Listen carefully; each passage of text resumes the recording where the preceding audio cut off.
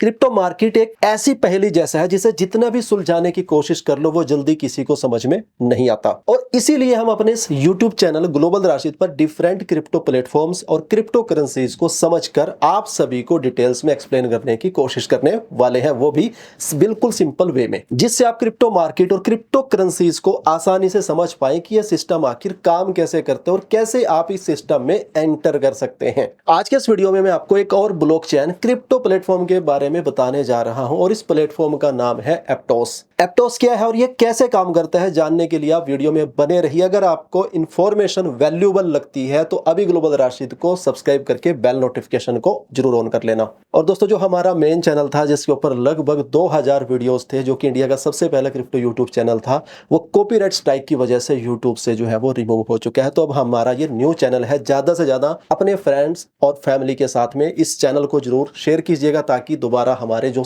वहां पर सब्सक्राइबर्स थे उससे भी ज्यादा हमारे जल्द से जल्द इस चैनल पर भी हो सके। दोस्तों, एप्टोस एक layer 1 proof of stake POS blockchain है। लेयर 1 ब्लॉकचेन एक ऐसा ब्लॉकचेन सिस्टम है जिस पर अन्य ब्लॉकचेन सिस्टम जो है वो बनाए जाते हैं और काम कर सकते हैं। सबसे ज्यादा पॉपुलर लेयर 1 ब्लॉकचेन बिटकॉइन और इथेरियम है। आपने सुना भी होगा कि फलाना क्रिप्टो कॉइन इथेरियम पर काम करता है, तो उस केस में इथेरियम जो है वो लेयर 1 हुआ और दूसरे वाला प्लेटफॉर्म लेयर 2। इसमें एक unique smart control programming language का यूज होता है जिस लैंग्वेज का नाम है मूव। इस लैंग्वेज को मेटा के द्वारा डेवलप एक क्रिप्टो प्लेटफॉर्म DM जो कि लगभग बंद ही हो चुका है, उसी के ब्लॉकचेन इंजीनियर्स ने बनाया था। फिलहाल एप्टोस इसी लैंग्वेज को यूज कर रहा है, लेकिन एप्टोस और DM का रिश्ता सिर्फ इस प्रोग्रामिंग लैंग्वेज भर का नहीं है। ये कहानी थोड़ी पुरानी है। नहीं, इतनी पुरानी भी नहीं। दरअसल मेटा यानी कि फेसबुक के गुमनाम हो चुके वेब2 प्रोजेक्ट DM की टीम के हेड रह चुके मोहम्मद शेख ही एप्टोस के CEO और वन ऑफ द फाउंडर्स में से एक हैं। दोस्तों, मोहम्मद शेख ने अपने साथी एवरी चिंग के साथ मिलकर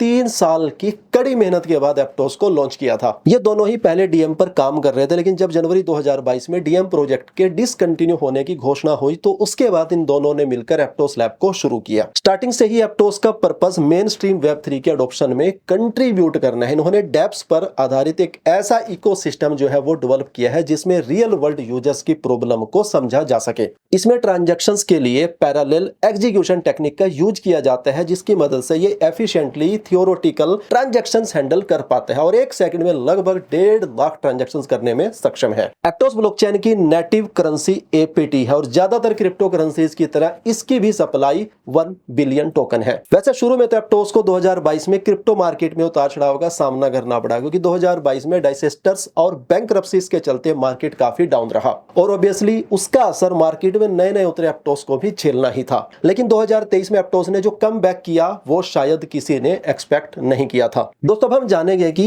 एप्टोस काम कैसे करता है। एप्टोस बाइजेंटाइन फॉल्ट टॉलरेंट यानी कि BFT proof of stakes consensus mechanism पर काम करता है। बाइजेंटाइन फॉल्ट टॉलरेंस एक कंसेंसस मैकेनिज्म सिस्टम होता है जो किसी डिसेंट्रलाइज्ड नेटवर्क पर बाइजेंटाइन जनरल्स प्रॉब्लम को रिजॉल्व करने के लिए काम करता है। अगर इसी बात को थोड़े सीधे और सिंपल शब्दों में कहें तो BFT एक ऐसा सिस्टम है जो ब्लॉकचेन को ठीक रखता है इवन इफ उसका कोई एक नोड फेल भी हो जाए तो। BFT mechanism parallel execution engine के थ्रू हाई ट्रांजैक्शंस अलाउ करता है, इसे ब्लॉक STM भी कहते हैं। दोस्तों, एप्टोस बाकी ब्लॉकचेन से इसलिए भी अलग है क्योंकि जहां एक तरफ ब्लॉकचेन सीक्वेंशियली ट्रांजैक्शन एग्जीक्यूट करते हैं, वहीं दूसरी तरफ एप्टोस सारे ट्रांजैक्शंस को इसके साथ ही प्रोसेस करता है और उसके बाद उन्हें वैलिडेट करता है। इस तरह सारे ट्रांजैक्शंस को प्रोसेस किया जाता है और जो ट्रांजैक्शंस फेल हो जाते हैं उन्हें या तो री एग्जीक्यूट किया जाता है या फिर अबॉर्ट कर दिया जाता है। इसमें भी इस ब्लॉकचेन के सॉफ्टवेयर की ट्रांजैक्शनल मेमोरी का अच्छा रोल है जो कॉन्फ्लिक्ट्स को आसानी से आइडेंटिफाई करके मैनेज कर लेती है। इसके अलावा एप्टोस की वर्किंग में उसकी सॉफ्टवेयर प्रोग्रामिंग लैंग्वेज का भी काफी ज्यादा इंपॉर्टेंट रोल है। एप्टोस मूव प्रोग्रामिंग लैंग्वेज पर बना है जो सॉलिडिटी की तुलना में ज्यादा एडवांटेज प्रोवाइड करती है क्योंकि वो एक EVM बेस्ड प्रोग्रामिंग लैंग्वेज है।